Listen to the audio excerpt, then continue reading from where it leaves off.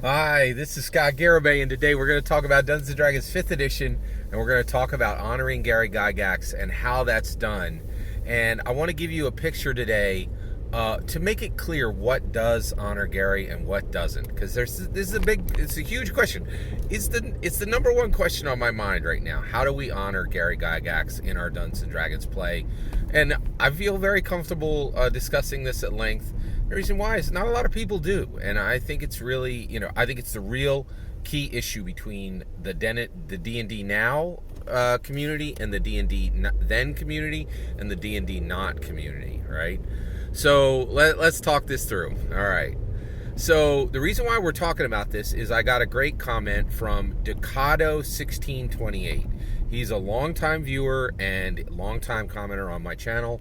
And yesterday I did a video on what honors Gary on does Wizards of the Coast design staff have any interest in honoring Gary Gygax? And let me you know what, I'm going to kind of coalesce what I said yesterday.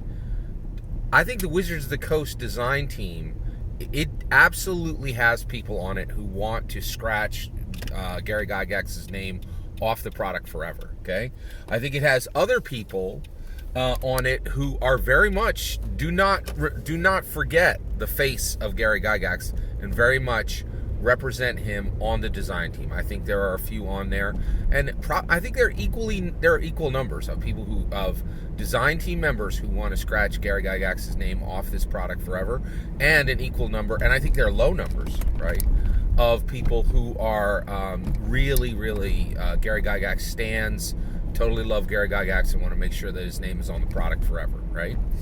And then I think on the design team, the vast majority of people are people who just want Dungeons & Dragons to be strong, to be healthy, to be profitable, to be vibrant, to be alive, right?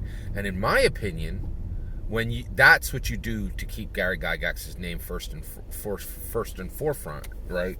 Is just attach him to something that's alive and vibrant and doing well and is successful and is profitable. Okay. Now, Decado1628 heard this yesterday. He goes, no. Now, first of all, he runs 5th edition, and he's run, to my knowledge, all editions. I'm very fortunate to have him as a viewer and a commenter. Although I trust and believe, I don't expect that anybody's ever going to stay with my channel forever, right? Like, I go through these different phases, and not everybody wants to go on every journey with me. I totally understand that, right?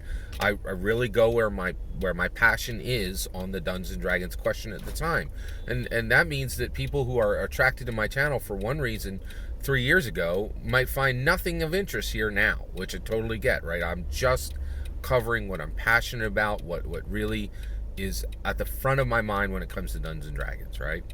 So Decado1628, he says, hey, this is, he said, you're wrong. Like, Wizards of the Coast is not honoring Gary Gygax.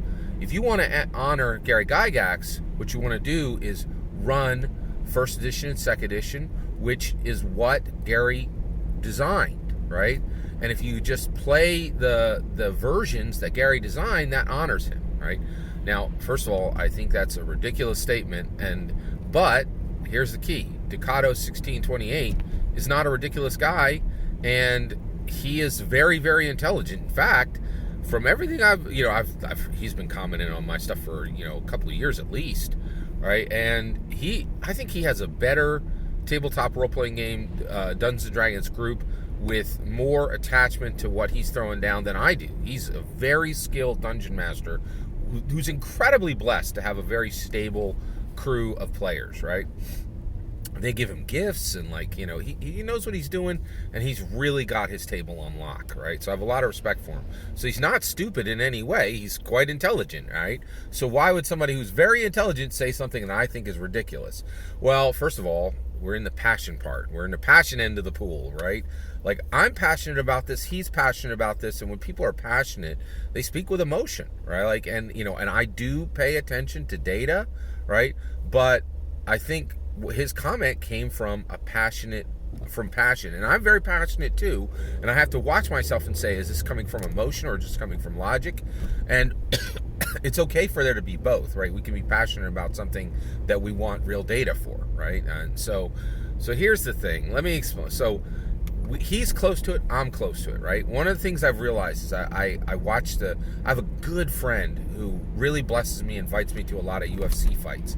So I get to see almost all the major UFC fights for free, right? And it's great. I really enjoyed it, and I've learned a lot about it.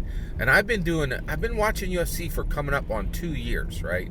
And one of the things I've realized is when I came in, I was able to pick the winners very, very easily for the fights, right? The more I've grown to know UFC, the less I'm able to predict who's going to win a fight, which is incredible to me. That doesn't make any sense, but that's a reality. That is a harsh reality, right? And so the reality is when we're passionate about something, and actually, the more we learn about sometimes, we just see more complexity, okay?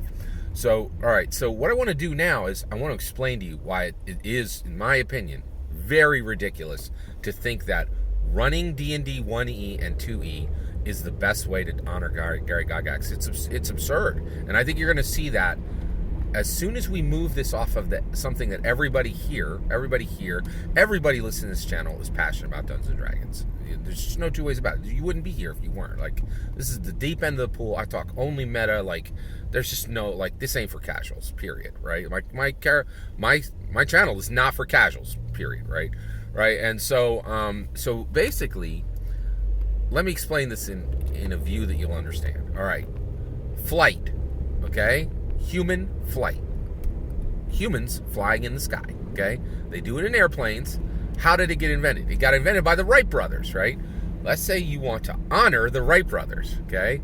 Well, you know what you can do to honor the Wright brothers? You can go down and get a JetBlue and fly from Pennsylvania all the way to California, and that honors the Wright brothers. And you're going to do it on a jet airplane, right? And you're like, woo, human flight, Wright brothers, right? No one would ever tell you, oh, no, you can't fly a jet airplane if you want to honor the Wright brothers. You need to get into a rickety, wooden slat, cloth-winged plane. Like, no, like, that's what they invented. That's what they flew in. But the Wright brothers are honored today when you fly on a jet airplane, not on some rickety, like, to honor the Wright brothers, you don't go out and find a wooden slatted cloth-winged airplane, right? You just get on the current airplane and go, woo, Wright brothers, human flight, love it, right? And the Wright brothers own it all. They own the rickety, their legacy is fighter jets, C5 planes that fly, that can lift tanks, multiple tanks, helicopters, everything. Like, it's all theirs. They invented human flight, right?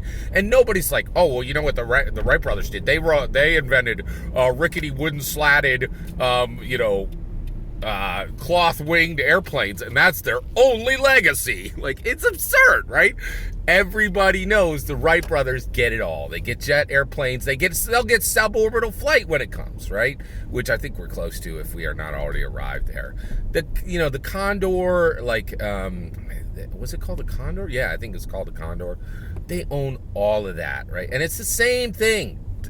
Gary Gygax is every single official Dungeons and Dragons book that's ever been printed, right?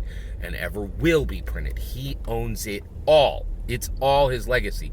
And just like you are certainly not going to excite people by saying, I'm for the Wright brothers, get in this rickety wooden slatted cloth-winged vehicle and fly 400 feet with me. Like, and I look at 1E and 2E and are like, what are you doing? No one cares about these old, tired, played out, done, rickety slatted, cloth-winged versions of Dungeons and Dragons. Get in the jet airplane, right? Like, that's the true legacy of Gary, not, some black and white, horrible layout, horrible art game, right? Like it's ridiculous, right?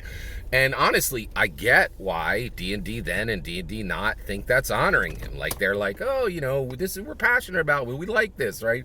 I get it, but like just look at it in context of the Wright brothers, and you'll see Gary's legacy is D&D now. It's not D&D then, and it certainly is not D&D not. Calling something that's not D&D D&D doesn't make it D&D, right?